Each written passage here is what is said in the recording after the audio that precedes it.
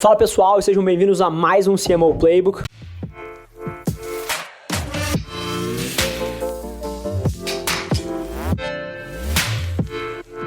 Hoje com o Gabriel Ferrari aqui, diretor de marketing da Subway. Gabriel, seja super bem-vindo ao programa, cara. Beleza, obrigado Rafa, obrigado pela oportunidade. É muito legal estar aqui, meu primeiro podcast, cara. Mentira! Primeira aparição? Primeira aparição, bacana. Cara. Eu sou um ouvinte, cara, eu gosto de podcast, né? Eu acho que teve um boom dos podcasts aí em 2019, né?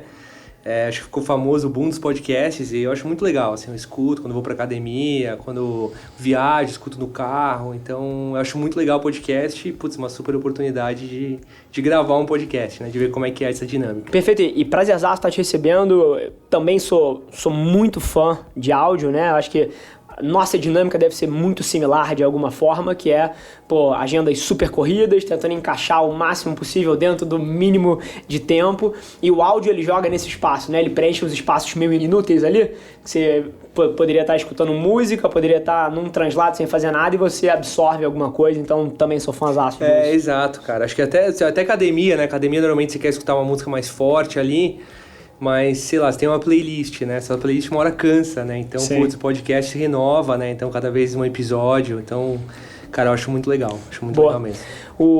Cara, Gaba. Te chamar de Gaba, né? Pode chamar. A galera me chama assim, cara, nas empresas. De família pra empresa. Quebrou o gelo aqui já. Pode ser Gaba, cara, tranquilo. Mas vamos lá. Cara, eu acho que a gente tem uma gama enorme de assuntos pra tratar. Eu não sei qual é o nível de profundidade que as pessoas têm ouvindo o podcast. Geralmente são executivos, pessoas de perfil mais alto que ouvem a gente aqui. Mas eu não sei o quanto de contexto exato eles têm, mas a Subway é um dos maiores varejistas de comida do Brasil. Tem 2.000 unidades só no Brasil, né? Se eu não estou equivocado. Exatamente. Do small research que eu fiz aqui. Então, assim, cara, eu acho que tudo que tangencia você fazer marketing para um modelo tão fragmentado não é a palavra, tão capilarizado quanto o business do Subway aqui no Brasil, com certeza é um desafio.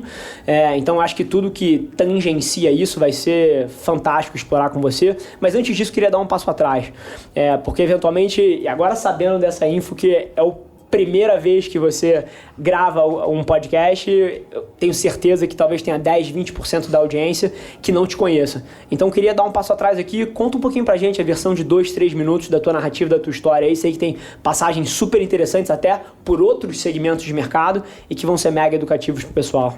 Legal, cara. Então eu vou contar desde o começo aí, né? Então, assim, eu comecei a minha carreira em marketing, né? Essa carreira marketing já na faculdade, né? Eu fiz a SPM aqui em São Paulo, que eu acho que é uma faculdade muito legal, porque é uma faculdade que ela mistura a parte de comunicação com a parte de administração, né? No fim das contas, o Kotler, o livro é Administração de Marketing, então eu falo que, assim, marketing é muito administrar, no fim, né? Todo mundo faz um pouco de marketing, porque a gente tem muito essa questão, marketing só a parte de comunicação, mas não, né? Marketing tem uma parte ali bruta dos 4 P's, do produto, do preço, da distribuição, né?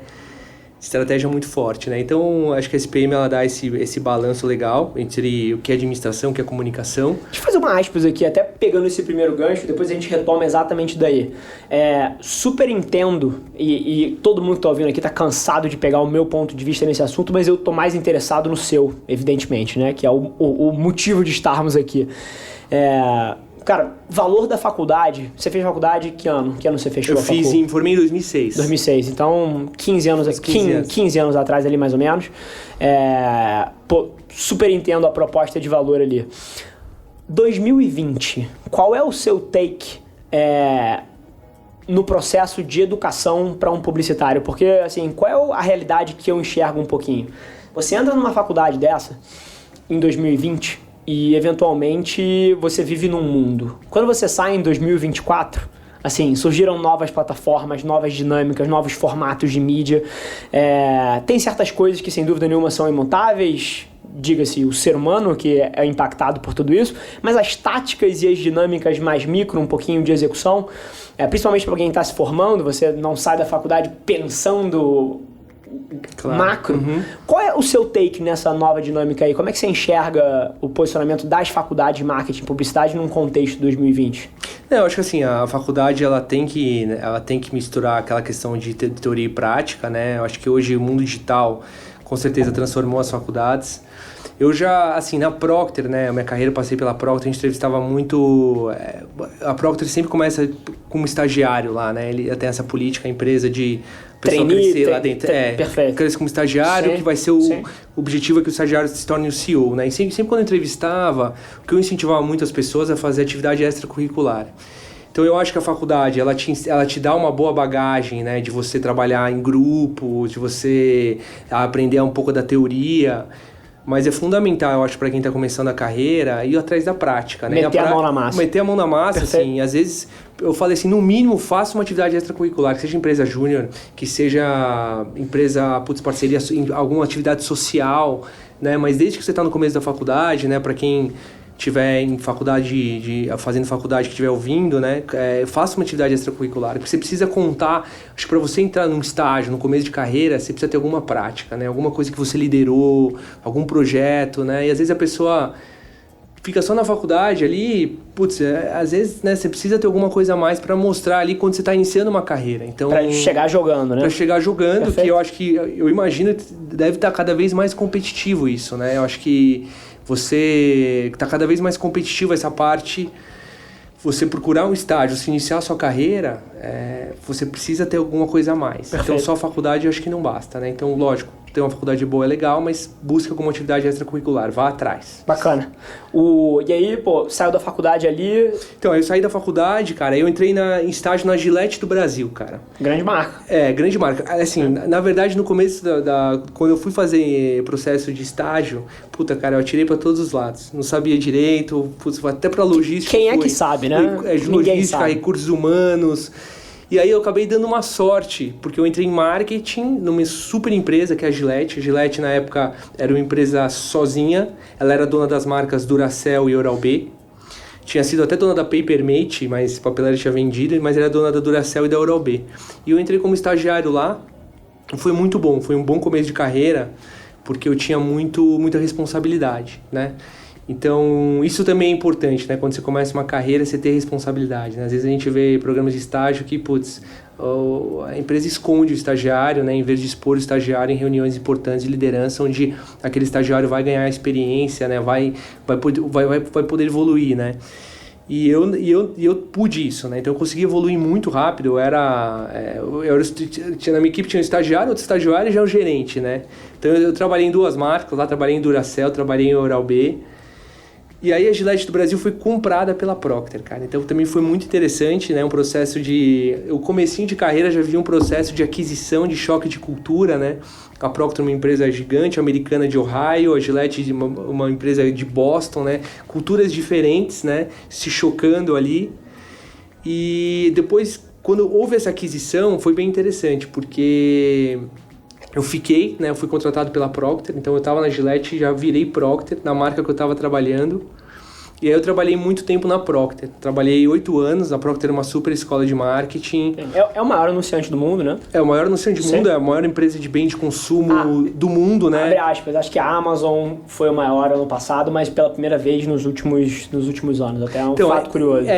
Então, assim, em termos de bem de consumo, a Procter é gigantesca, né? A Procter tem toda a parte de beleza e limpeza do mercado americano, né? Então, quem vai para os Estados Unidos conhece Tide, por exemplo, que é um sabão em pó líder lá, é da Procter. Então, é uma empresa gigante, é uma empresa que ela busca a excelência em tudo, né? Então, é uma empresa que incentiva muito a questão da liderança, né? E ela desenvolve líderes, realmente, né? O que é liderança? Liderança é você tratar o seu projeto como se fosse um filho seu, né? A gente usava muito essa palavra na Procter, né? Você vai atrás até o final, você realmente traciona a empresa, né? A Procter te dá essa dinâmica de você ter que mexer em outras áreas. Então, como que funciona a Procter, né? Uma empresa que tem várias marcas, Pantene, Pampers, Gillette, Oral-B, e são pequenas empresas dentro de uma grande holding, né? Então, são times multifuncionais. Então, você imagina que cada marca tem uma pessoa, tem pessoas que dividem entre marcas, mas tem uma pessoa de logística, uma pessoa de finanças, uma pessoa de pesquisa, uma pessoa de marketing. Então, são pequenas empresas dentro de um grande grupo. E a pessoa de marketing é a pessoa que tem que desenvolver, que tem que pensar, né? Tem que falar, cara, o que a gente vai fazer, né? O que a gente vai fazer para crescer, o que a gente vai fazer para crescer participação de mercado, para vender mais. Dentro de estruturas como a da P&G, o Senior Marketing Manager, o gestor de marketing, ele é quase o CEO daquela pequena unidade de negócio. Exatamente. Né? É uma dinâmica super interessante que traz muita autorresponsabilização. Acho que um pouco disso você está exatamente, exatamente. Né? Você ali como marketing daquela marca, como se fosse que a sua empresa é sua, né? E você tem que tracionar tudo lá, né? Você tem que falar com pesquisa, você tem que falar com logística, você tem que falar com vendas, você tem que falar com finanças, e você faz as coisas acontecer. Então, eu acho que isso dá uma sensação boa, assim, dá uma sensação de liderança mesmo, de você estar tocando aquele negócio. Lá dentro, né, é um ambiente competitivo, você precisa chamar atenção para sua marca, isso não é fácil, porque é uma equipe de vendas só para todas as marcas, não é que cada marca tem sua equipe de vendas, senão a empresa perderia muito em escala.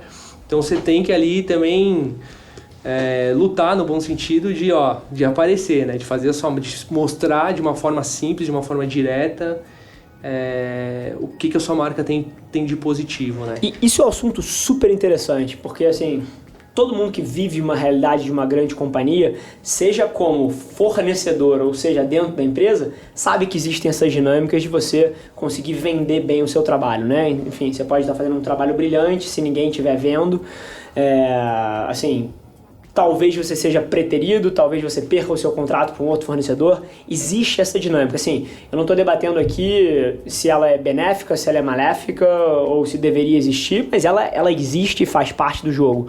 Mas, ao mesmo tempo, tem um equilíbrio aí entre você focar em, que nem eu chamo de fazer espuma, né? Então, chamar a atenção e você trazer resultado de fato para a companhia. Como é que na sua carreira lá dentro da P&G você navegou isso, eventualmente, com outras pessoas que estavam do seu lado ali? Porque, assim, executivo é sempre competitivo pra caralho. Uhum. E, assim, independente de você ser amigo dos seus pares, etc., no fim do dia você quer ganhar, você quer ser o cara que traz mais resultado.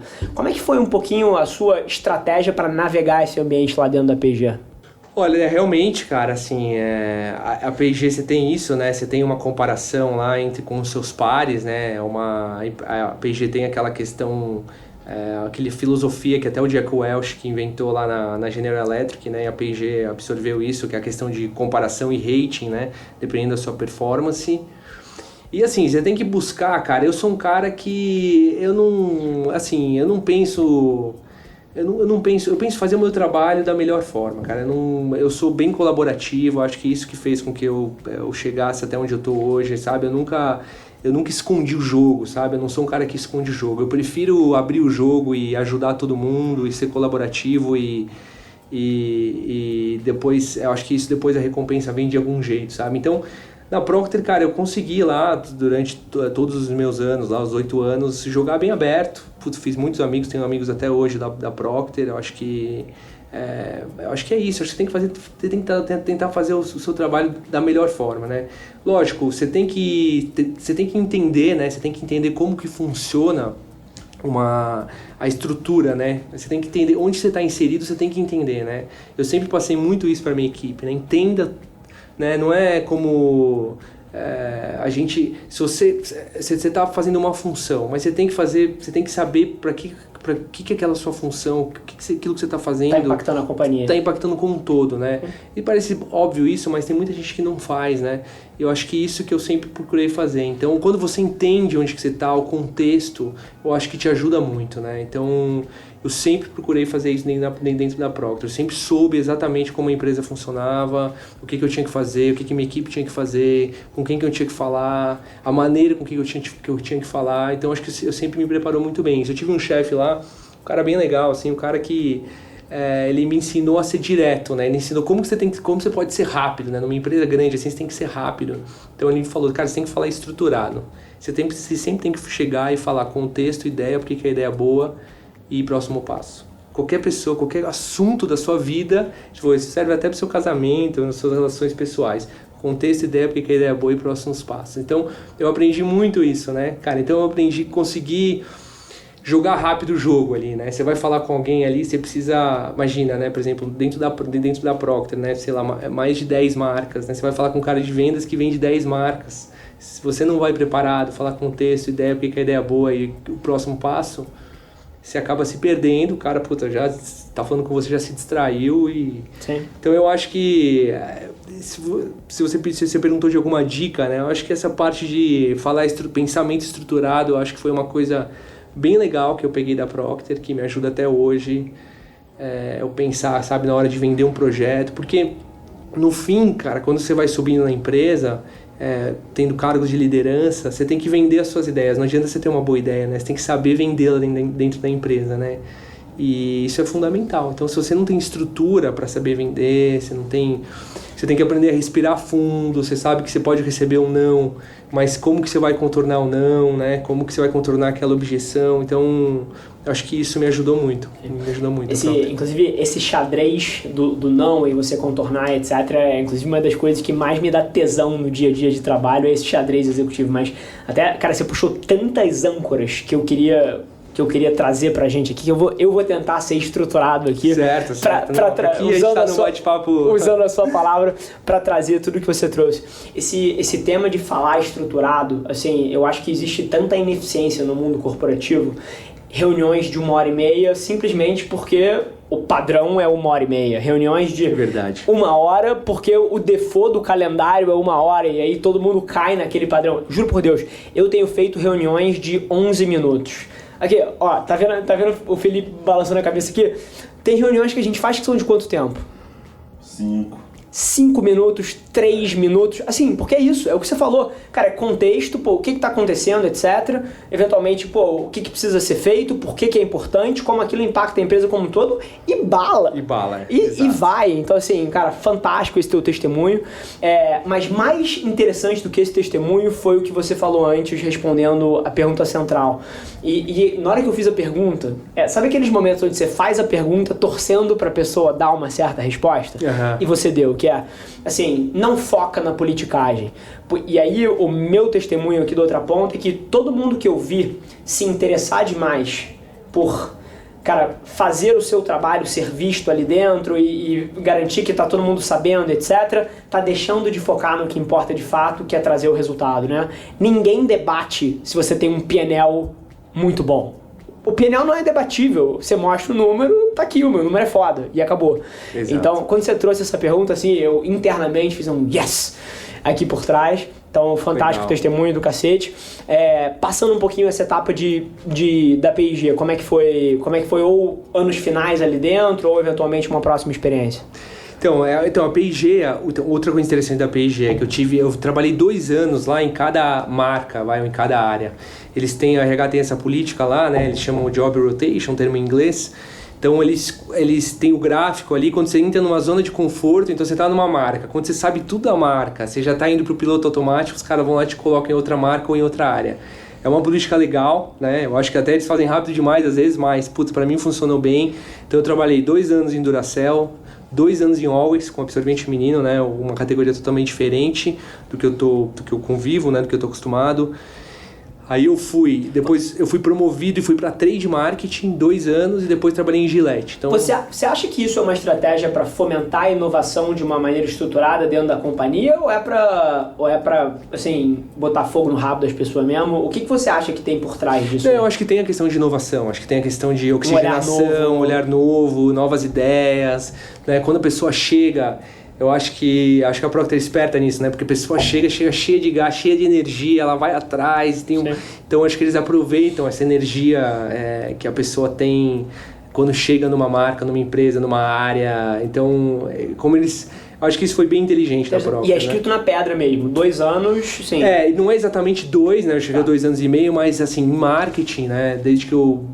não sei se hoje mudou, né? Mas... tempo que eu fiquei lá é isso mesmo. Tanto que o meu foi praticamente certinho ali, 2 anos.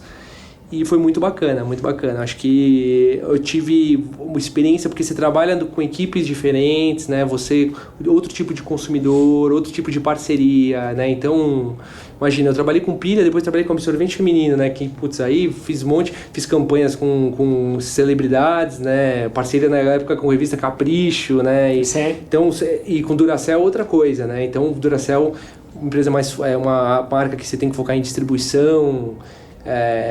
Então, tinha a questão de preço, né? Essa categoria de absorvente é bem importante, outros concorrentes, outros players. Sim. Então isso foi bem legal. Eu trabalhei em trade lá também, né? Trade aí também tem um contato maior com vendas, né? Tive uma equipe grande quando eu estava em trade. Em trade eu tinha contato com todas as marcas, contato com os clientes da Procter. E trabalhei também em Gillette, que é uma marca gigante, né? Uma marca com mais de 80% aí de market share. O nome da categoria, né? Já diz tudo. O nome da categoria também, que também é outra dinâmica interessante, porque aí você está trabalhando com uma marca absolutamente líder, que você perder 0,2 pontos de share, a empresa já entra em pânico, né? Então, eu acho que foi bem legal, acho que tive uma carreira boa, assim, bem completa em termos de trabalhar em marca, trade, desenvolvimento...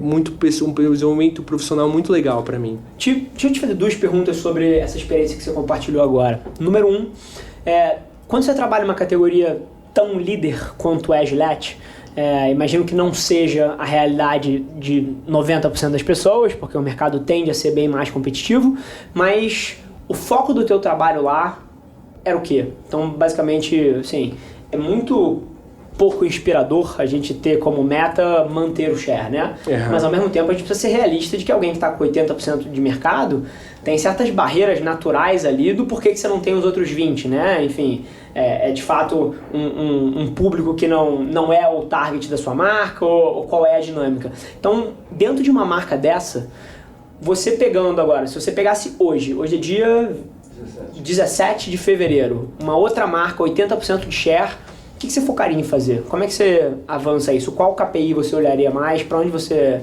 começaria? Então, normalmente, assim, uma marca que tem 80% de share, como a Gillette, o KPI principal é você crescer você fazer um trade-up, né? No fim, você crescer o seu faturamento, você crescer o ticket médio, né? Então, porque... Uma marca com 80%, tudo bem que você tem outros 20%, mas você imagina, você tem outros grandes players. Então você sempre tem que, com o marketing, você sempre tem que buscar ganhar market share, né? Mas a questão do trade-up é super importante. Então, no caso de Gillette, né, você passar descartáveis, né, mostrar para o consumidor o benefício dele sair de descartáveis para ir para sistemas, né? Ou seja, sair de Presto Barba e ir para Mach 3, no caso de Gillette. Então, eu acho que a parte de trade-up, acho que essa parte de trade-up a parte que normalmente uma empresa muito grande ela tem que buscar, porque aí vai aumentar o faturamento, vai aumentar o lucro. Dentro da base de consumidores existentes é muito mais fácil pegar additional dollars neles do que convencer pessoas que não usam. Você gasta muito menos dinheiro, né? Você tem um retorno, um ROI aí muito melhor se você faz isso, né? Já o usuário, você convenceu o cara a continuar usando sua marca, mas um produto melhor, né? E quando você faz o trade-up, o cara fideliza, aí... Quando você atinge isso, o cara vira às vezes um brand promoter, né? O cara passa a promover a sua marca, que eu acho que é o ideal, né? O ideal você trabalha no fim ali, né? Pro cara, o cara conhecer a sua marca primeiro, né? Depois ele conhecer, ele experimentar, né? Depois ele experimentar, ele recomprar. Então, no fim das contas, todo o trabalho de marketing é isso, né? Conhece, experimenta e recompra. E aí, claro, aí dentro de recomprar, quando o cara recompra, o cara pode ser um light user, um heavy user e até o topo ali da pirâmide, que é o cara promover a sua marca. Acho que o trabalho de todo profissional de marketing é isso, buscar o topo da pirâmide ali, que aquele cara seja o promotor da sua marca. O cara gosta tanto da sua marca que ele, inclusive, divulga para os amigos, ajuda a vender. Acho que esse é o objetivo. E a segunda pergunta que eu queria te fazer, e essa aqui eu acho que talvez você esteja numa posição bastante única para responder, e talvez você não tenha ela tão estruturada na sua cabeça, mas eu adoro colocar as pessoas nessa semi-saia justa aqui, em ter que criar on the go. Brincadeiras à parte, mas assim, você fez várias transições e assumiu várias marcas ao longo da sua carreira. no acumulado dessa experiência de sempre estar assumindo um desafio novo, uma categoria nova, um público novo, como você falou, a transição de uma das marcas super focadas em público masculino para marcas focadas mais feminino. Se você tivesse que agora criar um playbook assim dos seus primeiros passos assumindo uma marca nova dessa, então, pegou a marca XPTO aqui e começou a trabalhar ela hoje. Como é que são esses seus primeiros 2, 3 meses? Assim? Que tipo de coisas você vai focar? Pode ser desde para garantir que você conheça melhor, para começar a mover os resultados e buscar as frutas mais baixas. Como é que você olha para um desafio desse, tentando estruturar um playbook aqui agora pra gente? Tá. Eu acho que assim, primeira coisa, os passos teóricos de marketing eu acho que funcionam bem. No fim, você faz isso de uma maneira muito mais rápida na prática, mas você acaba fazendo, né? Então, eu falo, por exemplo, a primeira coisa é o macroambiente, né? Você tem que ver o macro daquilo. Normalmente, assim, se você está no Brasil, por exemplo, eu vou assumir uma marca que está no Brasil, eu já sei mais ou menos o macro do Brasil, né? Quanto está crescendo o PIB, eu já sei mais ou menos desemprego ali em torno de 12%, eu já sei mais ou menos como que funciona a economia do Brasil. E aí eu tenho que pegar o macro daquela categoria de produtos, né, daquele setor. Perfeito. Que eu tô. Então peguei já mais ou menos, tá crescendo ou não tá crescendo? Isso já é fundamental. Cresce ou não cresce? E aí você vê, tá bom, tá crescendo ou não tá crescendo? Quais são os concorrentes, né? Aí olha o concorrente, olha a participação de mercado, como que tá a minha tendência, né? Beleza, eu vou ver se eu tô crescendo, qual concorrente que tá crescendo. Aí se o concorrente estiver crescendo, por que o cara tá crescendo, né? O que o cara tem que eu não tenho? E aí, quando você vai nessa pergunta que o cara tem que eu não tenho, então você olhou a economia, olhou o setor, olhou os concorrentes, você olha o consumidor, né? Você olha, cara, o que é relevante para o consumidor, né? No marketing, na linguagem marketing, a gente fala driver, né? Que é um motivador. Qual que é o business driver daquela categoria, né? O que mais faz o consumidor comprar? Então, eu identifiquei os business drivers e eu vejo como que eu tô em business driver também, né? Aí eu olhei esse macro, olhei o micro, né, que é o macro, o ambiente setor, a economia e tal. Olhei o micro, né, olhei principalmente concorrência, olhei o consumidor, aí eu vou olhar para mim, né, eu vou olhar para minha empresa. E eu acho que olhando para minha empresa, né, aí eu posso fazer um pente fino ali dos 4 P's, como que eu tô em produto, se eu tô inovando, como que eu tô inovando, quanto tempo que eu tô inovando, como que é meu preço, se eu tô fazendo uma estratégia de preço adequada, às vezes eu faço estratégia com base no custo e não com base no que o mercado baliza, né? Sim. Como que eu tô fazendo comunicação, né, se eu tô investindo, qual que é o meu posicionamento de comunicação, né, como que eu tô fazendo a minha parte de distribuição, né? E eu vejo, por exemplo, aí você pode fazer também uma SWOT, né, uma análise ali de forças, fraquezas, ameaças, né, e oportunidades. E olha também qual que é a sua vantagem competitiva também, né? Eu acho que isso é fundamental. Tem muitas empresas que não olham como vantagem competitiva. Às vezes não adianta, né? A gente vê os dados, né? Várias empresas, os caras abrem, depois fecham, porque às vezes o cara não tem vantagem competitiva. Você fala, por que vale a pena comprar o seu produto, o seu serviço e não o da concorrência? E a pessoa às vezes não sabe responder, cara. E quando a pessoa não sabe responder, você precisa ter uma vantagem competitiva. Então, a resposta que eu mais gosto para essa pergunta é a qualidade do meu serviço. Todo mundo o diferencial é a qualidade do serviço. O meu produto é muito bom ou a qualidade do meu serviço? Então, e às vezes a pessoa aí você fala, o que é a qualidade do seu serviço? A pessoa não sabe, né? Então, você precisa ter isso. Então, acho que esse é o passo, é o macro, micro mesmo, os 4 P's, vantagem competitiva, olhar para você, e acho que com base nisso, aí você consegue saber. E aí, olhando o contexto, aí você tem que focar, né? Você tem que ver o que é mais baseado, por exemplo, você tem os motivadores de compra da categoria, você tem o conhecimento da sua empresa, também nesse conhecimento da sua empresa você sabe também alguma limitação, onde você precisa investir, e aí você foca, você fala, cara, o que eu vou fazer, as 3 coisas ali que eu preciso fazer que vão mudar o jogo.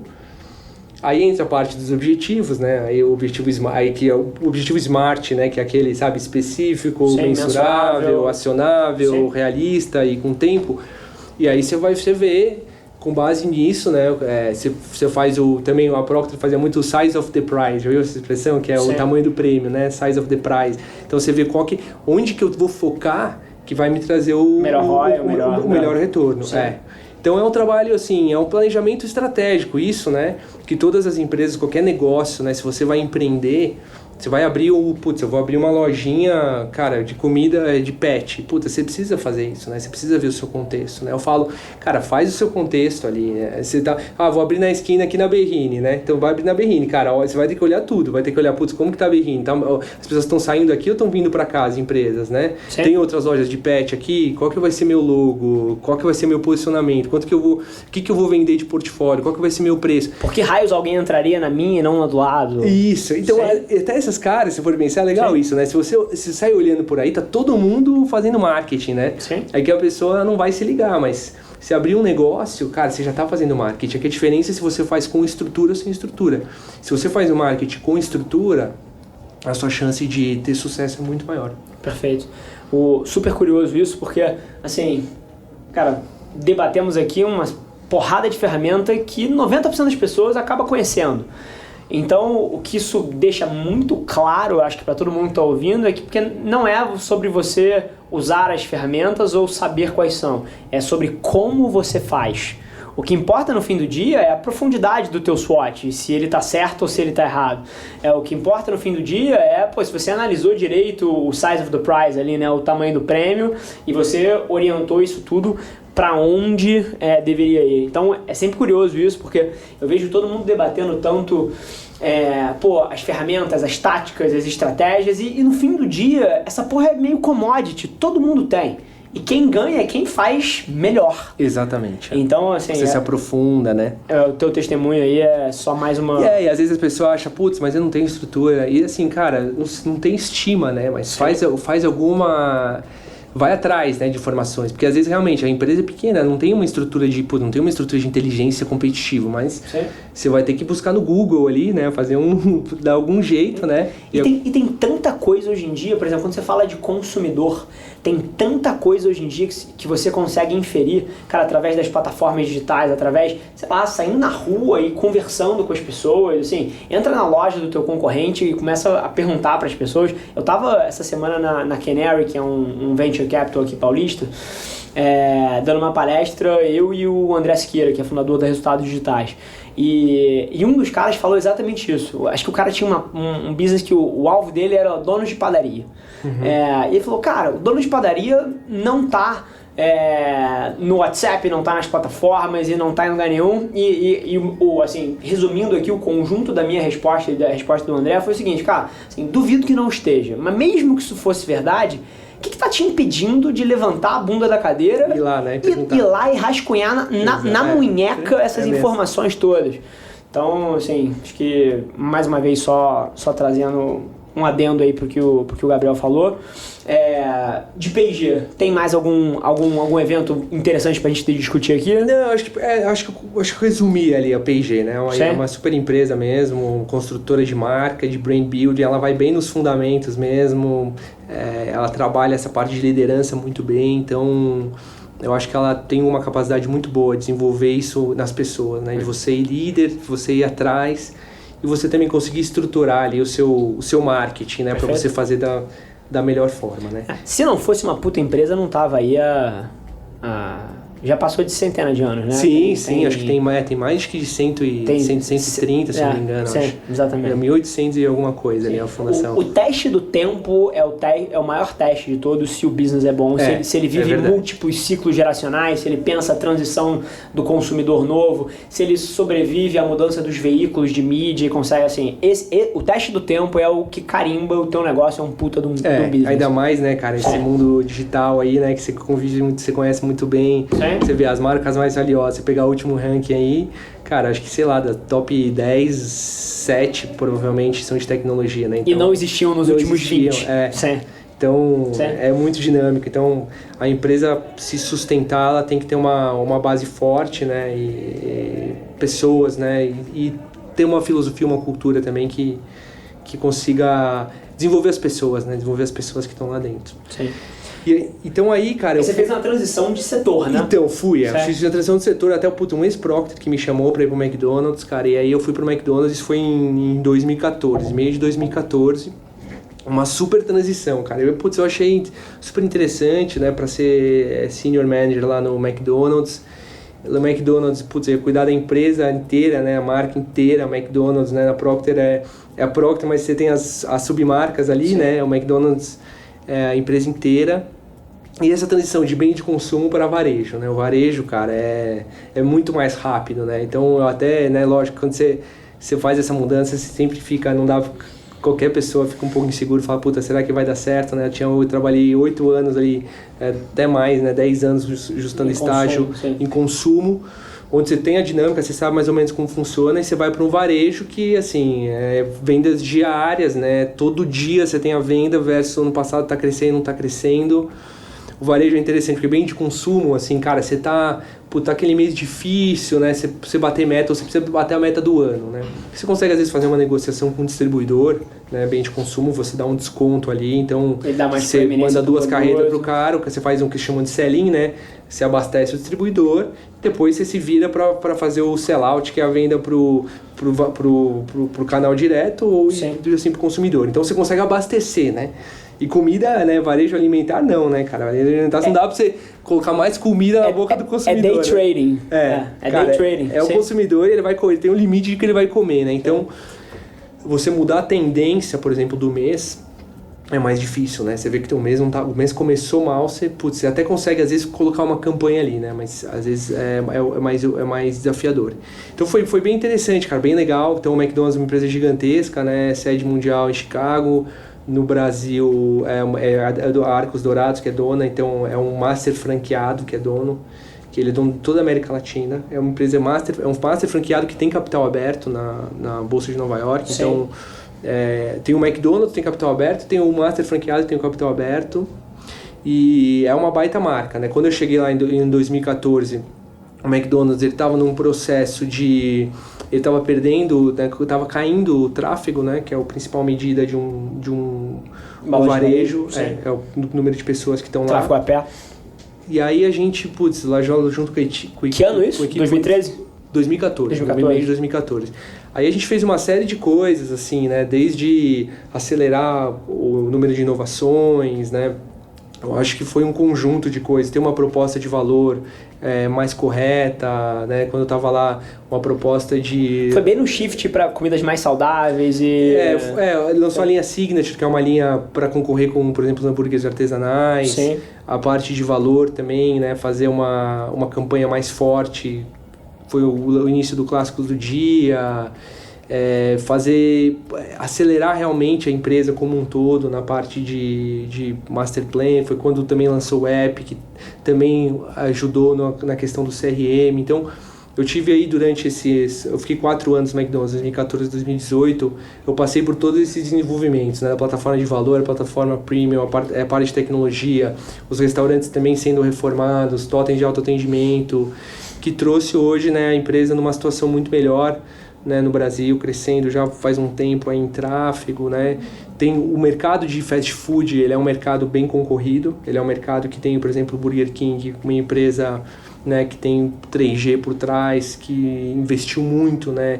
Uma empresa que trouxe o conceito de churrasco, que, putz, o brasileiro cai que nem uma luva, né? A questão de o hambúrguer com gosto de churrasco, né? E eles vieram de uma forma muito forte em preço também, ou seja, souberam ler o mercado brasileiro, né? O mercado brasileiro ainda é um mercado em que reage muito a desconto, a preço, né? A classe C ali muito forte, né? Então, principalmente para comida, para fast food, mercado fast food. Então, o Burger King soube ler isso também, né? Expandiu também de uma forma muito rápida. Então, o McDonald's, como líder de mercado de fast food, teve que saber como lidar com isso, né? Como lidar com esse player que, cara faz muito desconto, tem esse apelo de churrasco, que é um sistema deles, que é exclusivo deles mesmo, de grelhar lá no fogo, e como conviver com isso. Então, e eu sendo uma empresa que é líder, né? Que, qualquer também perda de market share. Então, eu acho que eu passei por todo esse desafio, cara, e foi muito legal, assim. O McDonald's é uma empresa que tem 70% da Arcos Dourados, mais 30% são franqueados, né, é subfranqueado, então uma empresa que também tem essa dinâmica de franqueado. Os planos têm que ser aprovados com os franqueados também, porque se o franqueado, se faz uma campanha e o franqueado ele não entra, cara, perde toda uma força, né? Você vai num restaurante... Não tem ativação no PDD. Não tem ativação no PVD, não tem a promoção que você viu na mídia, putz, o negócio não dá certo. Então, tem também esse trabalho de convencimento. Então, acho que eu tive que, como marketing, né? Eu tive que trabalhar muito isso também no McDonald's, essa parte interna, né? Essa parte de alinhamento, né? Você tem que trabalhar de braço dado ali com supply chain e com operações. E na mesma forma que é hoje no Subway, então Subway também é a mesma dinâmica, braço dado com supply chain, operações, marketing, que é realmente o que faz movimentar ali a empresa. Você tem que ter esse alinhamento todo mês, né? Cada mês é um mês. Às vezes você faz uma campanha, você tem que mudar ela porque a concorrência entrou com outra coisa, você tem que acompanhar. E você tem que estar sempre ativando novidades, né? O consumidor, você tem que estar sempre trazendo alguma novidade, mesmo que seja uma desculpa, né, para o consumidor, eu vou trazer uma promoção com brinde, ou eu vou trazer um sanduíche especial, ou eu vou trazer um novo ingrediente, sei lá, para o Dia dos Namorados, ou para o Carnaval. Então você tem que estar sempre olhando, né, essa estratégia que é a estratégia do digital, always on, né, você tem que estar sempre, ali, né. E isso é o que eu passei muito forte no McDonald's e que eu passo hoje no Subway. Então, o Subway é um dos principais players, né? Que nem se falou, é o maior em número de restaurantes no Brasil. Até antes de você entrar nisso, deixa eu puxar um gancho aqui, que eu acho que vai ser mega educativo para todo mundo. Esse período de 2014 para 2018, e me corrija se você achar que você vê diferente. Ele foi um período não só de entrada de outros grandes players, como o Burger King, com, deep pockets ali para investir, uma leitura muito exata do mercado, mas foi um período também do consumidor ganhando uma velocidade que nunca antes tinha sido vista, né? Se você volta e você pensa o modelo de inovação em produto de uma empresa como o McDonald's pré-2014, 2013, 2010 ali, assim, acho que não deviam lançar talvez 1/50 dos produtos que lançam hoje em dia e começaram a lançar, né? O consumidor ficou muito rápido. Então você tem, a pressão desse consumidor, exigindo cada vez novidades e cada vez mais desculpas para ir lá. Você tem as pressões dos concorrentes, né? Querendo parte do teu share, mais uma empresa dominante. E você tem também o surgimento de um outro fenômeno bem nesse período também, que é as redes sociais ganhando escala, né? Porque se você volta 2013, 2012, a rede social já existia? Óbvio que já. O pessoal já usava Facebook, o Orkut já tinha ido e vindo, já estava, acho que, quase moribundo ali. Mas nesse período de 2014 e 2018 foi quando as plataformas ganharam escala real, né? Foi quando pessoas de 50 anos deixaram de julgar os outros por estarem usando e começaram a tirar selfies delas mesmas. Então, foi uma mudança cultural nesse período. Cara, me conta um pouquinho como é que vocês navegaram essa transição, porque as regras de alguma maneira mudaram, né? O consumidor estava presente ali, acho que eu não tenho um número exato, mas talvez 2014 para 2018 tenha sido ano onde o Instagram saiu de 50 milhões de usuários para talvez 700 milhões, 750. Então, assim, é um marco para uma marca que mexe tanto no consumidor e que está tão inserida em cultura. Cara, me dá um pouco mais de insight de como vocês navegaram esse furacão. Cara, é bem lembrado, cara, bem lembrado, Rafa. Acho que foi justamente nessa época, cara. Eu lembro quando surgiu o Instagram, cara. Foi bem nessa época, não tinha marca ainda no Instagram, porque o Instagram era bem imagens e tal, então... E foi bem legal a dinâmica, porque assim, até para dar um exemplo até da época que aconteceu no McDonald's, porque quando surgiu esse fenômeno digital, o que acontece? As empresas, as agências, né? Você tinha uma agência, a agência, o que ela fez? A primeira coisa que ela fez, ela pegava o que era offline, ou seja, né? A mesma campanha que ela ia para uma mídia off, uma TV, um outdoor, né? Um out of home. E descia, cara, reaplicava Ctrl+C, Ctrl+V para o digital, né? E isso começou a ser um problema, porque... ficava um negócio nada a ver, as empresas começaram, né, o digital, um público muito jovem chegando, um público que queria outra coisa, e você reaplicava o que era o off não funcionava. Então, na época, o McDonald's estava tendo essa questão, e o que o McDonald's resolveu fazer, cara? Dividir, ter uma agência para o off e uma agência para o digital. Porque aí você não corria o risco da agência de off a reaplicar. Você tinha uma agência só olhando o digital o dia inteiro, sim, para trazer propostas diferenciadas, né? Então você ia com um filme, por exemplo, pro off, para TV, alguma coisa mais tradicional, e no online você trazia coisas muito mais ousadas. Hackeando cultura. Uma linguagem muito mais disruptiva, uma linguagem até beirando inocência às vezes, né? Que dá para você fazer no digital porque o público entendia. Então, houve essa separação. Trazendo o Kevinho. Trazendo o Kevinho, essas coisas. E esses influenciadores, né? Então, esse tipo de coisa. E aí, cara, é engraçado, porque isso aí até começou a funcionar bem, porque a agência digital, o off vinha, a agência digital fazia uma coisa diferente, então começou a ficar. Até que, cara, é que assim, é tão rápido o movimento, até que hoje em dia, por exemplo, nem hoje em dia, né, uns 2 anos atrás já começou a não fazer mais sentido, né, porque se juntou, o digital começou a ficar tão relevante, porque nesse começo você investia primeiro 5% do seu investimento digital, depois 10%, depois ia dobrando a cada um, depois 20%, depois 40%, né. Que hoje, assim, você dá para uma agência uma conta que não dá o digital para ela, porque o digital tá dentro, né? Que nem você tem departamento, eu tenho o departamento digital, no marketing é isso, né?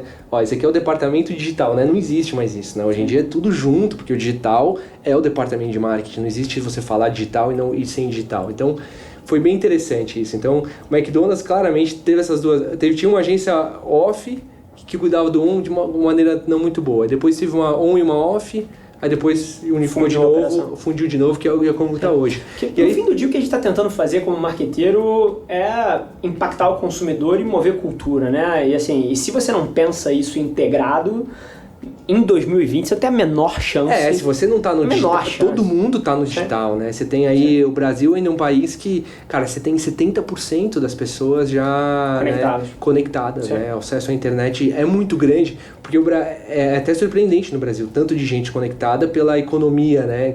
Como o Brasil é. E você tem 70%, então, assim, cara, se você não tá no digital, você tá morto, né?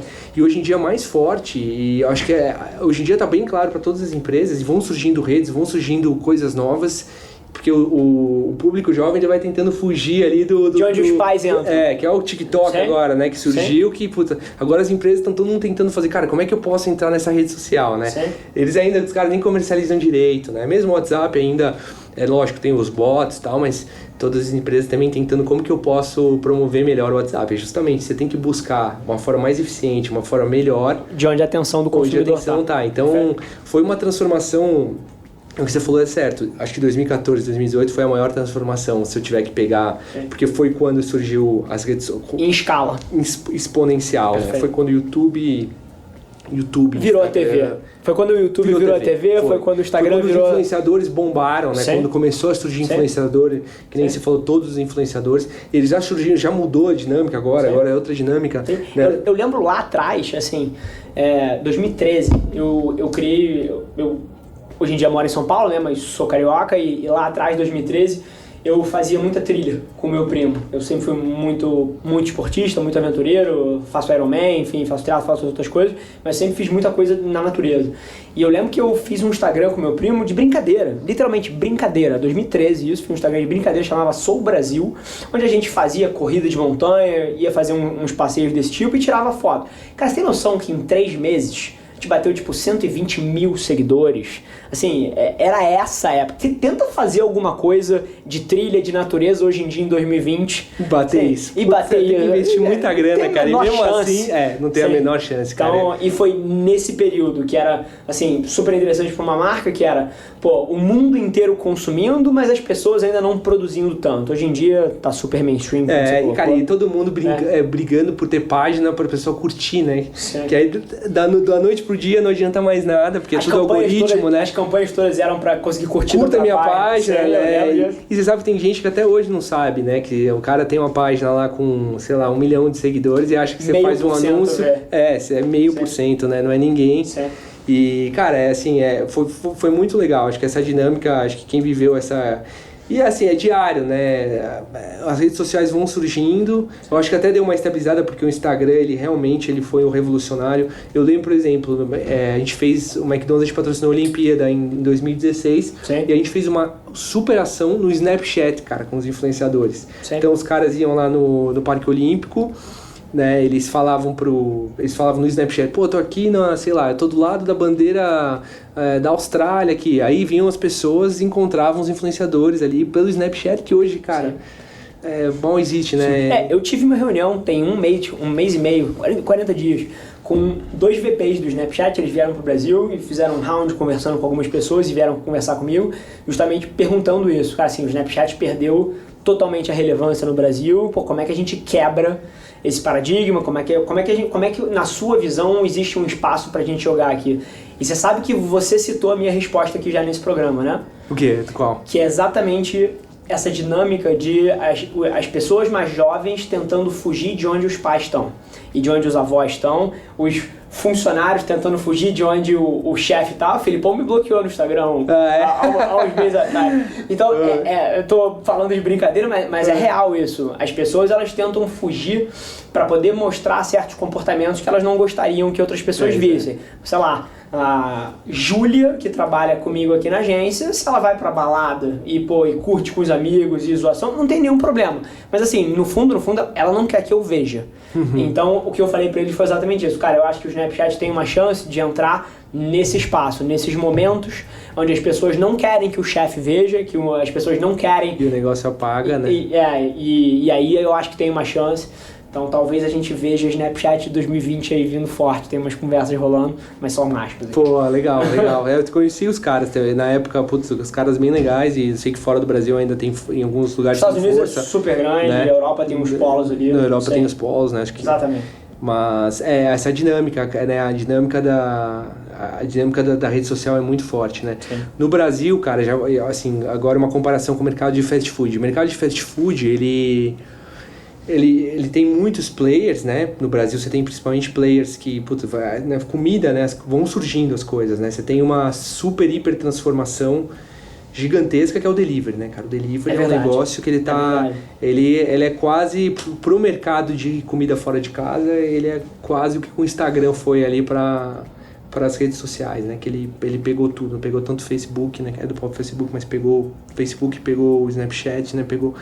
E eu acho que é o que o delivery tá fazendo, cara, porque cresce, né, duplo dígito ao ano, né? As pessoas, quem aqui não pede coisas pelo delivery, são empresas muito fortes. Eu pedi 2 vezes. Então, é muito forte, são empresas muito fortes, que tem muitos dados, né? Que a gente fala, né, no marketing, né? Hoje o dado, ele que é o ouro, né? Ele é a riqueza, né, de uma corporação, são os dados, né? Por isso que faz Google, por exemplo, tão forte.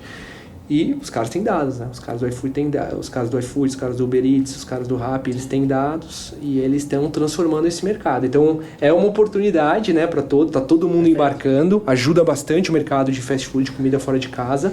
Eu acho que eu como comida que não seja da minha casa, talvez 10 vezes mais do que eu comia 5 anos atrás. Porque é muito prático, né? Porque tá na minha mão, assim, eu aperto 2 botões, eu repeço o japonês que eu jantei e eu como ele de novo e chega em 15 minutos na minha casa.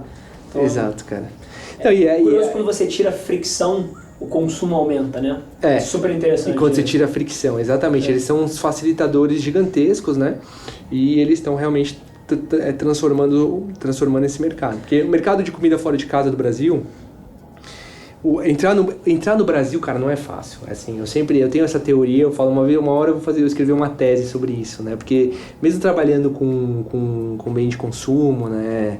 Eu vi isso, porque eu acompanhei de perto, por exemplo, a Procter tem Ariel, né, cara, e combateu o Omo, por exemplo, quantos milhões de dólares a Procter não investiu com Ariel, que é um baita de um produto, cara, é um produto até melhor que o Omo, se você for pegar na parte de testes ali de laboratório, né? Minha visão, cara, não ganha share, cara, não ganha share. Eu trabalhei com Gillette, cara, Gillette também é um baita cara, Gillette, teve uma época, Bozano, quando lançou o descartável, ela patrocinou o Flamengo e o Corinthians, cara, junto. Os caras ganharam 0,6, cara, de share, 0,6. O caso Oral-B também com Colgate, né? Oral-B lançou pasta de dente também, investiu um caminhão de dinheiro e chegou, foi bem, ganhou 8% e parou nos 8 ali, 8, 10, deve estar até hoje, cara, se for ver, deve estar 8, 10%, né? Então não é fácil entrar no Brasil, o brasileiro tem essa questão das marcas. Eu acho que a Subway até teve muito sucesso, porque entrou na década de 90, entrou com um modelo errado de grandes restaurantes, aprendeu... Jura? A Subway entrou no Brasil com um modelo de grandes restaurantes na década de 90, cara. Na década de 90 entrou e saiu. Como é que era uma experiência de uma loja Subway anos 90? Pois lojas de 2 andares. Lojas na Paulista de 2 andares, né? Ou seja, é um custo de ocupação imenso, gigantesco, né, para um giro... Business de giro, né? Um business que não é um giro, cara, tão forte, né? Você precisa... Não é um giro... você não vai ter gente entrando toda hora, né? Sim. Então, o seu próprio custo de ocupação te mata, né? Esse modelo é um modelo americano nos Estados Unidos? Porque eu não lembro dos Estados Unidos. Não, o Subway mudou muito. Assim. Então, não, foi um modelo que, putz, até no Brasil, cara, na época, se você for lembrar, eu era criança também, né? Tipo, na década de 90 ali, criança adolescente eu era, né? O KFC também foi assim, o Arby's, né? Várias redes vieram com modelos grandes e o próprio custo de ocupação matou. O financial do negócio. E não, aí o Subway, putz, aí voltou com um modelo menor, né? Com um modelo com mais retorno, venda por metro quadrado. Mais venda por metro quadrado. E, cara, aí né, voou que aí chegou aos 2.000 restaurantes, né? Que tipo de conhecimento você acha que você transportou? Agora, entrando no momento atual, que tipo de conhecimento você acha que você transportou da experiência no Mac pro Subway, que foi super útil ali para você, hit the ground running, para você chegar jogando? Que tipo de similaridade você encontrou entre os dois modelos? Cara, assim, a gente... Porque é diferente, né? Ele é diferente, mas a dinâmica do mercado, ela é parecida, né? Essa dinâmica de você saber como trabalhar valor e, ao mesmo tempo, trabalhar qualidade, trabalhar indulgência, né? Isso é importante, né? É o que o mercado brasileiro... porque as pessoas, elas querem que você tenha uma classe ali social que precisa muito de preço, quer comer fora de casa, quer matar a fome, precisa comer rápido, né? A gente é muito corrido. E que é preço, né? Um Subway de 15 centímetros tá que preço? Tá que faixa? Então, você tem... uns R$12, R$15. Você tem desde R$9, R$8 até R$19. Vai, nosso item mais caro, o nosso Subway, que é o Carne Supreme, por exemplo. Já fazendo um propaganda aqui. O Carne Supreme, que é o nosso melhor de qualidade de carne mesmo, R$19. E você tem os nossos mais vendidos. Frango teriyaki, frango defumado cream cheese, 16, 17. Então, o produto tem muita qualidade, né? É um produto muito qualidade. Cara, se você pega um restaurante, eu sempre falo, você pega um restaurante que tem um bom atendimento, um forno bom, né? O forno é fundamental porque a comida é quentinha, né? Você vê a comida quente. Cara, é sucesso porque é muito gostoso, né? Você vai achar besteira, mas eu gostava da salada, cara. Eu achava a salada sempre fresca, sempre... Então, a salada, a gente tem uma salada fresca, né? A gente tem um super critério, né? Para escolher os fornecedores, né? Então, tem gente que come salada, porque a grande vantagem competitiva do Subway é isso, né? Na sua frente ali, e tem muita opção de vegetal. Não, né? Tem cenoura, alface, rúcula, tomate, azeitona, cebola. Então, você tem várias opções. E era muito disso. Salada você pode construir do jeito que você quiser. Né? E era muito disso. Cara, tô na rua aqui, tô fudido de tempo, tenho 7 minutos e 20 segundos pra almoçar. Assim, cara, me dá isso aqui. E você tem uma opção, né, dentro do mercado, uma opção mais saudável, né, uma opção onde você pode, mais saudável no sentido de você poder colocar mais variedade de vegetais, né, e algo seguro, né, e muito gostoso, né, então... E que você pode customizar. Eu acho que a nossa campanha hoje é o Faça Como Quiser, que é uma campanha que mistura essa questão do Subway. Nossa vantagem é você poder customizar na sua frente ali, você olha, você vê o funcionário, a pessoa fazendo ali, e você tem a questão atitudinal também, né? De faça como quiser, né? Viva a vida e tal. A gente tem nosso público-alvo, a gente tem uma pegada jovem, realmente. Então, essa campanha do Faça Como Quiser, ela veio muito bem, é uma campanha que bem atitudinal e tudo a ver com o produto. Então, a gente faz assim, a gente não tem nenhum contrato com nenhum influenciador em si, mas a gente usa os influenciadores. Sim.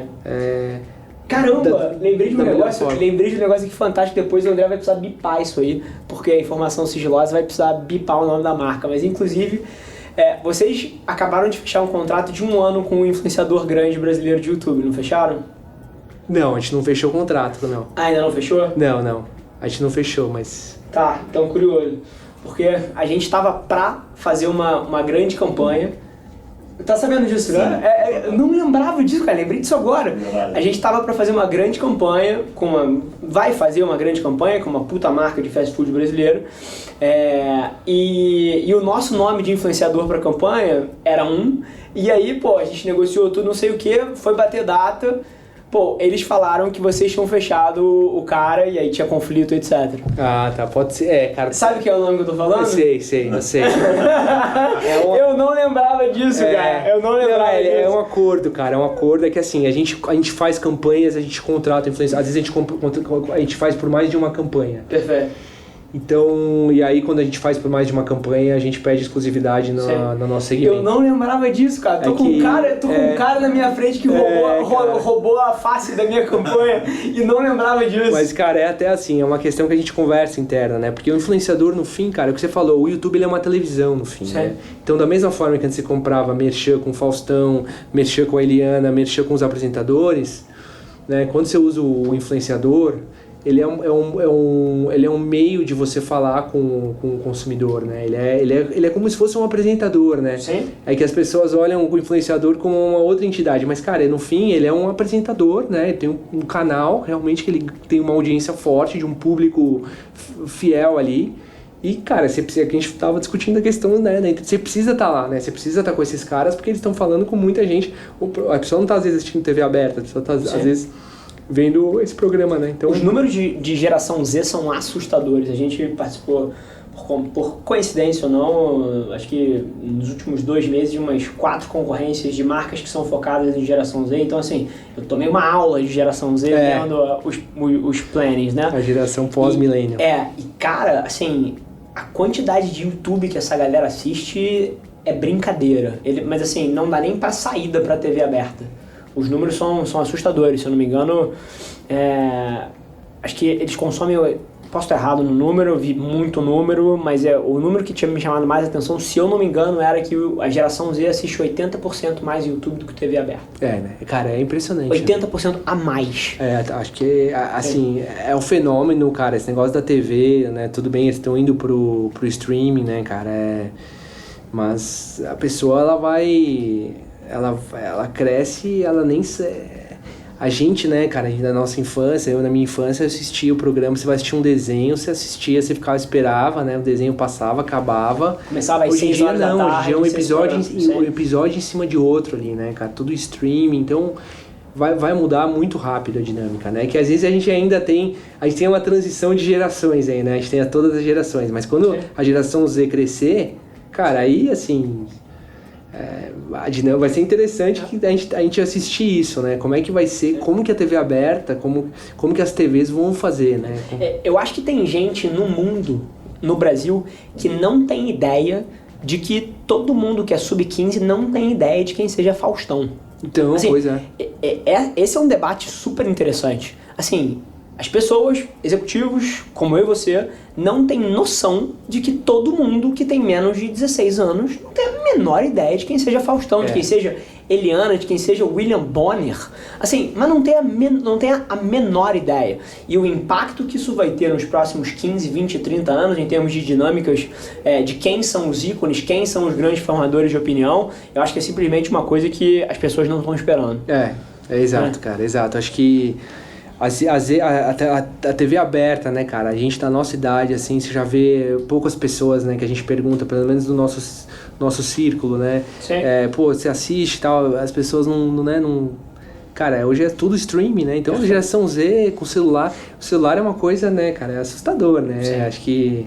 A gente olha na rua, você olha as pessoas, você olha as crianças, os jovens, né? O celular é o tempo todo no celular. Eu gosto de falar que é o sistema operacional da vida deles. Sim, igual... Qual é o teu celular? É o iPhone? Então, igual o iOS é o que permite... é o sistema operacional do seu celular, o mobile é o sistema operacional aqui. Olha aqui na sala. Sim, tem 2 produtores aqui na sala e os 2 estão com o celular na mão. É o sistema operacional, então acho que você está certíssimo quando você coloca isso. E falando de Subway agora, que eu acho que a gente debateu transformação digital, debateu uma série de coisas que tangenciam, mas o Subway é um case. Assim, 2.000 lojas de varejo no Brasil, um modelo 100% franquia. Eu tenho certeza que tem muitos aprendizados de como tocar um modelo de franquia de sucesso, que, cara, vai gerar um valor tremendo para as pessoas que estão ouvindo aqui. Se você pudesse elencar, assim, eu acho que 3 grandes lições que você teve dentro do Subway e coisas que você aprendeu e que no McDonald's não era tão evidente, porque era um modelo 70-30 ali, mas que fazem o modelo do Subway ser tão bem sucedido quanto ele é. Que 3 coisas seriam essas? Cara, assim, Acho que a questão o empreendedorismo, né, incentivo do Subway no empreendedorismo é uma coisa que é fantástica, né? A cultura, o Subway tem uma cultura de empreendedorismo muito forte. Tá. Eu acho que é uma empresa à frente do tempo, cara. Se você for pensar em termos de... Eu até brinco, às vezes eu tô no Subway e parece que eu tô numa grande startup em termos de modelo.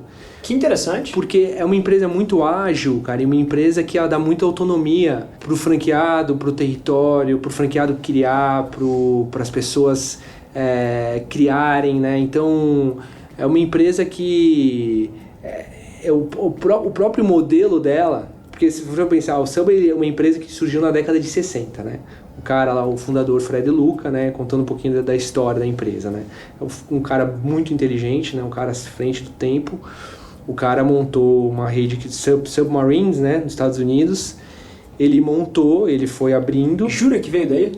Submarine, parece um submarine. Eu adoro essas coisas e eu não sabia. De sanduíche, cara. Submarines, cara. Tá. E é uma rede, né, e no começo ele... É interessante a história, cara, porque o cara, ele montou 2 restaurantes. E aí deu super certo no verão e no inverno não deu certo, porque era só frio, né, na época, era só sanduíche frio. E aí foi interessante, o cara montou um, não deu certo. Aí o cara montou outro, não deu certo. Pô, o cara montou 2. Cara, 95% das pessoas, eu acho, desistiriam, né? Pô, sim. Montei um negócio, o negócio não deu certo. Montei de novo, não deu certo. Aí ele abriu num ponto muito bom. Aí quando ele abriu num ponto certo, puta, o negócio deu certo, cara. Aí ele aprendeu que o negócio do ponto é muito importante. Perfeito. E aí ele foi, cara, e ele colocou uma meta pra ele. Uma meta que era ter 30 restaurantes. O cara queria ter 30, né? E foi atrás dessa meta. Então é interessante, o cara colocou uma meta e foi atrás daquela meta. Eu quero ter 30 restaurantes, dá pra ter 30. E ele foi montando. E aí, depois que ele conseguiu chegar nos 30, aí uma época o cara montou no estado de Connecticut, nos Estados Unidos, né? Sim. E aí pessoas de outros estados queriam abrir um Subway. Aí o que o cara fez? Ele passou a ir lá e ajudar essas pessoas a abrirem. Aí o cara pensou, pô, dá pra eu ficar muito maior, mas se eu tiver que ficar indo e voltando, toda hora... Cara, eu vou ficar maluco, né? Imagina, o tamanho dos Estados Unidos, né? O cara ir lá, o cara precisa ir pra Califórnia, né? 8 horas de avião, volta, então não dá. Então o cara começou aí ele começou a trabalhar esse modelo de franquia mais forte, né? Que aí ele começou os próprios franqueados a ajudarem na expansão. Então o Subway tem muito isso, os próprios franqueados de cada território, eles ajudam na expansão, na auditoria dos restaurantes. E isso permitiu que a empresa chegasse, tem mais de 40 mil restaurantes, cara. Mais de 40 mil restaurantes. Ou seja, os franqueados, além de ter o papel de gerenciar as suas próprias lojas, ainda tem outras responsabilidades. Isso, na verdade é um franqueado por território. No Subway chama agente de desenvolvimento. Então, um franqueado, normalmente escolhido pela empresa, ele fica responsável ali por prospectar novos franqueados, né? E fazer auditoria também desses franqueados, né? São os agentes de desenvolvimento. Isso ajuda a empresa a conseguir expandir de uma maneira muito, muito boa, né? E assim, aí você tem franqueados de todos os jeitos, né? Você tem franqueado que trabalhava numa grande empresa e aposentou. Você tem franqueado que, o cara simplesmente quis abrir um Subway. Você tem franqueado que tem outras profissões. Às vezes o cara é um dentista e quis trabalhar. Então você tem vários franqueados. Então, na largada já, o perfil do franqueado Subway não é barriga no balcão, né? É o cara que é empresário. É um cara empreendedor. Tá. Não, assim, não é um cara empresário, é um cara empreendedor. Mas não é barriga no balcão. Então, não, é melhor que seja barriga no balcão. Tá. O melhor modelo, né, o que funciona melhor, são os caras que na loja. Na loja. Porque, né, é um restaurante, né, você precisa receber o consumidor ali, você precisa, né, garantir que esteja tudo arrumadinho. Tá. Então, nesse ponto, o perfil do franqueado Subway é isso. E é um negócio que dá muito certo, né, porque a partir do momento que você se dedica ao seu negócio... Então o Subway ele permitiu, né, que surgissem, cara, milhares de empreendedores. Ele deu um modelo para o cara ter o próprio negócio, né? O cara tem que seguir lá as regras da franquia, mas, cara, é um produto de qualidade, é uma marca muito legal. Então as pessoas tomaram amor pela marca, né? E aí isso permitiu que fosse expandindo para todos os cantos do Brasil. Então, eu acho que essa parte dessa cultura de empreender do Subway é muito legal. E o modelo de negócio, como é um negócio que ele tem um baixo custo, ele tem uma receita que não é uma receita de um fast food de altíssimo giro, como por exemplo o McDonald's, mas ele tem um custo operacional mais baixo também. Então, o Subway está em pequenas cidades que muitas vezes uma grande rede não consegue entrar, não sobrevive. Então, no Brasil tem inúmeras, você vai viajar pelo Brasil afora aí pro estados, o interior tem Subway, né? Então, cara, isso dá uma capilaridade muito bacana para a empresa, né? Interessante. Então, tem várias cidades que o Subway é o único grande rede de fast food lá. E é curioso porque deve criar dinâmicas competitivas diferentes, né? Porque o seu competidor deixa de ser um Mac, um BK, um KFC, uma Domino's, uma Pizza Hut e passa a ser o fast food local, né? Exato. Isso deve dar uma dinâmica competitiva super desafiadora. Não, super desafiadora e assim, e a gente tem várias cidades, né? O Subway, imagina, né? O cara é dono do Subway, ele tem uma rede dentro da cidade, o cara consegue fazer um trabalho muito legal na cidade.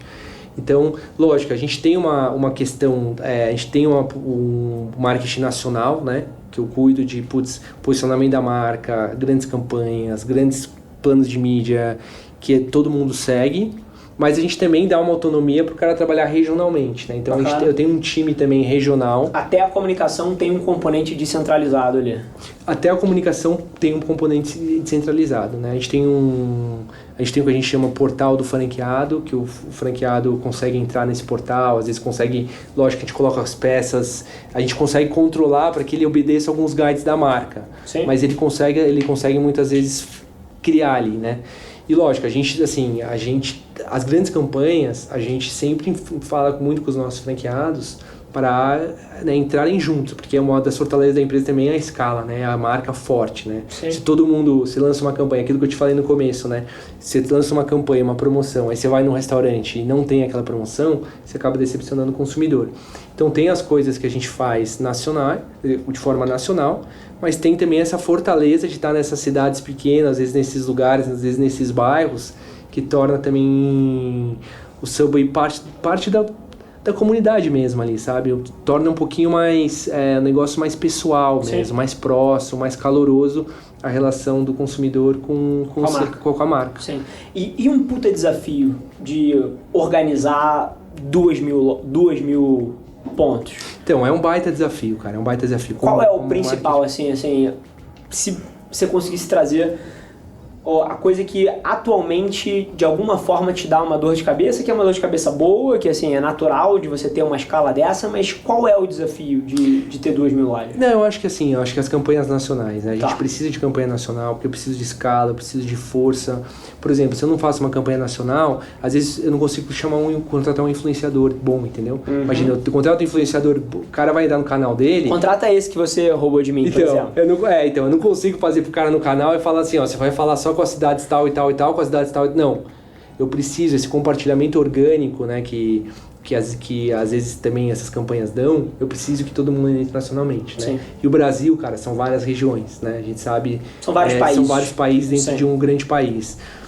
Então, fazer com que todo mundo embarque e reme para a mesma direção, você convencer os caras, gente, a estratégia, o planejamento de marketing é esse, vamos todo mundo remar para aquela direção, agora vamos todo mundo para aquela.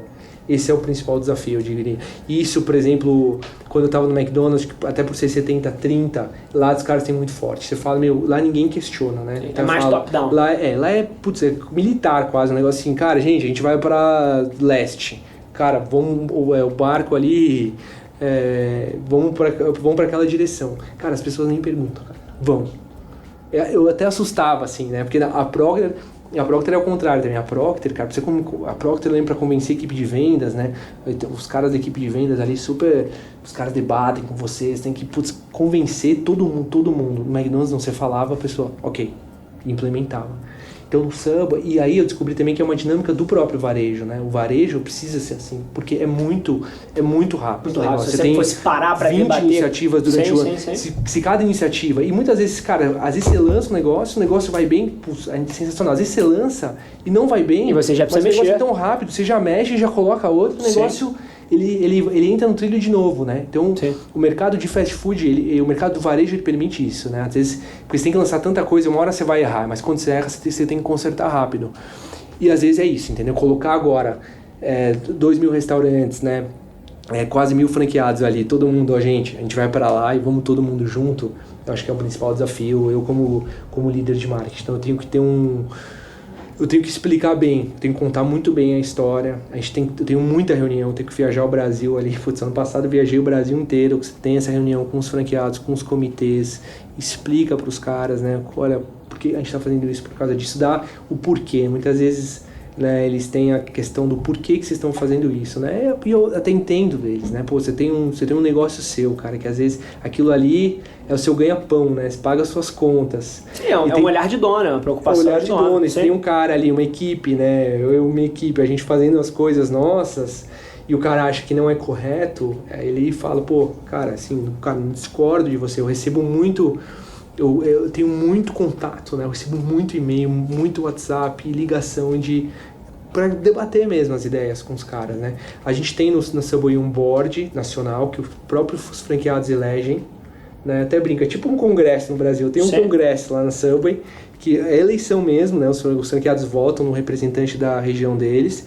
E esse board, eu falo com os caras todos os meses. Agora, todos os meses eu apresento, ó, gente, é isso que está acontecendo, a gente está indo, é isso que a gente quer fazer, e esses caras, eles dão inputs, eles falam, ó, porque são franqueados, são caras que estão muitas vezes sentindo a temperatura lá na frente, né? Acaba que você ter 2.000 lojas é um grupo de foco de 2.000 pontos em tempo real, né? Se você souber coletar dados, informações e ter uma estrutura como vocês têm organizada para traduzir esse feedback em iniciativas estratégicas, cara, é uma puta de uma arma. É exatamente. E eu consigo usar muito isso para testar também. Então, às vezes, cara, eu quero lançar uma ideia nova. Eu não lanço todo o Brasil, eu lanço numa região, deu certo, beleza. Porque também eu preciso construir argumentos com os franqueados, né, com razão, né, de que o negócio faz sentido. Então, ó, cara, fiz pesquisa do consumidor, eu testei já, sei lá, testei em Brasília, testei no interior de São Paulo, testei ali, o negócio funcionou, por isso que a gente está expandindo para todo o Brasil, né. Então essa que é a minha vida, né, cara, é essa dinâmica. Eu tenho que criar rápido, e eu tenho o transatlântico e eu preciso falar, gente, eu vou para aquela direção, e se eu tiver que mudar, eu tenho que mudar rápido, e antes todo mundo do barco dar problema. Sim. Todo mundo rema junto e tenho sempre que trabalhar nessa questão. E aí tenho muitas reuniões, mais de uma reunião, convenção por região, por ano com os caras, né? Todo trimestre eu tô falando com eles. Fantástico. Cara, Gabriel, acho que a gente conseguiu pincelar aqui uma gama rara de assuntos, né? Acho que a trajetória da tua carreira, super curiosamente ou não, ela passa por várias etapas de marketing das plataformas, da forma de se comunicar, e ela também transita em setores diferentes, o que é mega educativo para a gente debater. Acho que a gente explorou isso com muita felicidade aqui. E agora, para a gente começar a dar o tom de encerramento aqui, deixa eu te fazer uma pergunta. Nós, como marqueteiros aqui, a gente está envolvido num dos segmentos mais dinâmicos de mercado que existem, né? Então, assim, a partir do momento que a internet descentralizou não só a produção de conteúdo, mas a evolução da cultura, do que é relevante, formação de opinião e tudo isso, isso tornou o nosso mundo muito mais líquido, né? Hoje em dia a gente vive numa velocidade, assim, que talvez seja 1000 vezes mais rápida em termos de ação e reação do que era há 100 anos atrás. E eu vejo muita gente, às vezes, poluindo essa narrativa com um olhar um pouco pessimista. Por vários motivos, eu não vou nem entrar neles aqui.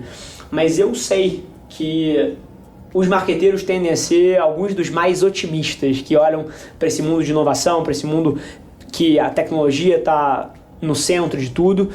E eu queria te fazer uma pergunta o que tem te deixado animado para o futuro? Assim, quando você olha para o futuro da nossa profissão, quando você olha para o futuro de você tocar uma grande marca, que tipo de coisa te deixa animado para acordar no dia seguinte, na semana seguinte, no mês seguinte, porque você sabe que isso está vindo aí? O que você consegue falar em alguma linha dessa? Olha, como marqueteiro, cara, eu acho que o CRM, cara, se tivesse falar, resume aí, cara, uma palavra, CRM, cara, eu acho. Sabe por quê? Porque o CRM, ele é uma coisa que, putz, desde, cara, na faculdade eu tive CRM, né? Pô, né, que a gente falou aqui 15 anos atrás, cara. E fala CRM e tal, mas o CRM, ele acontece, mas de uma forma muito, muito tímida, cara, muito tímida. E eu acho que um dos motivos principais disso é porque não existiam ferramentas viáveis também, né? Existe uma culpa nossa dos marqueteiros na forma de estruturar realmente a empresa, de dar mais atenção para isso. Eu falo muito, cara, às vezes a gente se mata para awareness, né? Conhecimento de marca e experimentação, cara. Aí a gente se mata, quando o cara experimenta, eu acho que você tá tão cansado, Esquece cara. os dados. Esquece, puto, o cara já experimentou, agora... Cara, e é totalmente errado, perfeito, né? Depois que o cara conheceu, experimentou, cara, a recompra a gente deveria levar a sério como marqueteiro a recompra da mesma forma que a gente leva o awareness e o experimentação. Perfeito. Eu acho que isso, por exemplo, o mercado publicidade das agências ajuda muito a gente marqueteiro, né? E acho que não teve talvez um mercado tão forte ali que surgiu para falar de pós, né? Então vamos falar de CRM da mesma forma que a gente fala de awareness, a parte, né, sexy, né, falar do awareness e trial, a parte de CRM é uma parte mais, tecnologia. Meter a mão na mão ali. Porque, cara, dá trabalho, né, dá muito trabalho para você fazer um negócio, você precisa ter uma equipe, você precisa ter organização, você precisa organizar a database, né, cara, é tão difícil. E por várias vezes você precisa mexer no modelo de negócio para começar a coletar os dados corretos também, né. Assim, eu tava numa reunião semana passada com uma das maiores empresas do ramo imobiliário brasileira, de tech, enfim. E, cara, assim, a quantidade de dados que eles poderiam ter, mas você fala com o pessoal lá e eles falam, cara, eu não tenho. Assim, eu tenho os dados, mas assim, tudo uma bagunça, tudo duplicado, não consigo tirar inteligência nenhuma disso daqui. É inacreditável. Então, por várias vezes, você precisa mexer em sistemas legados, precisa mudar o modelo. Acho que esse é um dos gargalos aí que todo mundo enfrenta. Exatamente. Não, e essa questão que você falou, você tem dados de todos os lados, né? Até no McDonald's eu vivo muito isso, cara. Você tem dados, você faz uma promoção, você tem muitos dados. Aí você tem web, você tem muitos dados. Você faz a pesquisa de satisfação na nota fiscal, você tem muitos dados. Mas como você integra, une isso e consegue jogar com isso para que você não seja uma empresa chata, para que você não faça nem follow-up demais, ou você esquece o consumidor, ou você fala com o consumidor como se ele fosse outra pessoa. Então, eu acho que o que acontece... Então, o CRM, cara, é uma coisa que... Genial. Vai vir mais, e as empresas, eu acho que elas erram em vários campos, cara. Uma tenta abraçar o mundo, ou seja, você quer fazer aquele CRM perfeito, você acaba não fazendo nada. Não fazendo nada. Sim. Eu, cara, recebo assim, você também, acho que todo mundo como consumidor é um show de CRM mal feito, né? Coisas que eu assino, que o cara liga ou me manda num e-mail pra eu comprar, sendo que eu já sou assinante e tenho o meu cadastro com aquele e-mail, mas Sim. O cara tá me vendendo, ou seja, ele tá gastando ali, que a gente sabe, né? Custo de impressão, o CPC ali, o custo de... Ele tá gastando dinheiro, todas, né, cara? Telefone celular, carro. Então, quando você recebe um CRM bem feito, você fala, caramba, cara, esses caras... Sim. E passa pelo atendimento, né? Eu acho que eu que trabalho com serviço, cara, você passa com atendimento. A gente fez na Subway a gente fez um treinamento na Disney, cara, Disney Institute, era muito legal de serviço, excelente. Os caras fazem uma excelência de serviço, cara, pra mim é uma coisa, essas empresas conseguem fazer essa excelência de serviço do jeito que eles fazem, com propósito, com CRM, com pós, então, eu acho fantástico, cara, eu acho que o futuro, então, eu acho que a gente tem mais ferramentas, empresas agora, especialistas em CRM, eu acho que o mundo marqueteiro, esse negócio está começando agora a se desenvolver, os apps, né, os aplicativos, está começando a se desenvolver melhor. Eu acho que isso aí tem um outro campo, a gente vai sair aí da exploração só do awareness e do trial para fazer o venda pós. Acho que tem um campo gigantesco para a gente explorar aí como marqueteiro. Cara, eu adoro a sua resposta. Tava tomando um café da manhã semana passada, acho que quinta-feira, com o CMO de uma das maiores instituições financeiras brasileiras, muito meu amigo, e ele agora acabou de fazer parte de uma transição grande, enfim, nem sei se vai voltar a trabalhar, assim, se deu tão bem que, assim, tá com opções. Legal. E ele me desafiou justamente nisso. Ele falou, Rafa, o que vocês estão fazendo em termos dessa etapa, né? Porque as agências do futuro, elas, sem dúvida nenhuma, vão olhar para a jornada de uma maneira muito mais integrada, né? Então, aquilo que você falou, pô, é óbvio que eu tenho um tesão fugido de fazer o awareness, de fazer o trial, de levar reconhecimento de marca. Sim, mas o modelo de negócio das agências está evoluindo para um lugar e a gente já olha para isso como parte central do que o papel de uma agência tem que ser, que é, assim, por várias vezes eu acho que nos próximos anos a gente vai entender o papel da agência de o cliente vira falando que quer fazer uma campanha e você vira para ele e fala, não, você não precisa de uma campanha, você precisa consertar produto aqui, você precisa consertar essa outra parte aqui antes de você diluir esse investimento num negócio que não vai rodar. Então, essa cabeça um pouco mais de parceiro de negócio estratégico, eu acho que é o lugar que esse mercado está indo, então adoro quando você fala isso, porque eu concordo. Até que você falou, né, Rafa, só o negócio que você falou de social listening também, né, cara? Sim. Pô, fazer um social listening, cara, é excelente. Que você fala, por exemplo, você pega uma marca Todo mundo jovem faz. E fala a linguagem do jovem, né, Sim. cara? Putz, Sim. você tem casos aí de Todo mundo marcas faz, mas que não faz. Não faz, cara. Sim. Você tem marca que ainda, pô, o cara é jovem, geração Z, a marca é obrigado pela sua, pô, Esquece. responde com joinha, cara, com Esquece. emojizinho, com gif, Exatamente. né? Acho que essa é a evolução, né, Rafa? Tem muito disso. E o que você falou de trabalhar mais CRM, assim, para eu que sou empresário e de alguma maneira penso com essa cabeça, cara, é tudo sobre o lifetime value desse cliente, né? Então, pô, quanto melhor você trabalha o CRM, maior o valor de vida nesse cara dentro da sua marca, isso melhora o economics inteiro, mais você pode pagar para ele fazer o primeiro trial, porque depois você monetiza isso ao longo de muitas recompras. Então, assim, é super interessante olhar a cabeça de um executivo como a sua, que geralmente está bastante focada no próximo quarter, mas que quando eu te pergunto para você trazer uma coisa que te deixa super animado, você só falou de longo prazo aqui. Então, assim, adorei a resposta. Pô, legal, cara. Cara, prazerzaço sentar contigo. Eu acho que a gente conseguiu tocar em assuntos que vão desde produtos de consumo, mercado de varejo e as dinâmicas intrínsecas que são diferentes desses mercados. Falamos de campanha, falamos dessa mudança do consumidor, da velocidade do mundo. Eu acho que poucas foram as vezes que eu sentei aqui e a gente cobriu uma gama tão grande de coisas, mas com tanta profundidade. Então, queria te agradecer. Pô, brigadão, cara. Eu agradeço a oportunidade, Rafa. Acho que foi muito legal, cara. Que nem você falou, foi um bate-papo mesmo. É um assunto, cara, esse assunto de marketing, de negócios, de consumidor, cara, digital, né? Dá pra ficar falando aqui pra sempre, né? Então... Estreou. Então, acho que a gente conseguiu abordar alguns assuntos aí. Tomara que tenha sido legal pra galera que vai ouvir, que...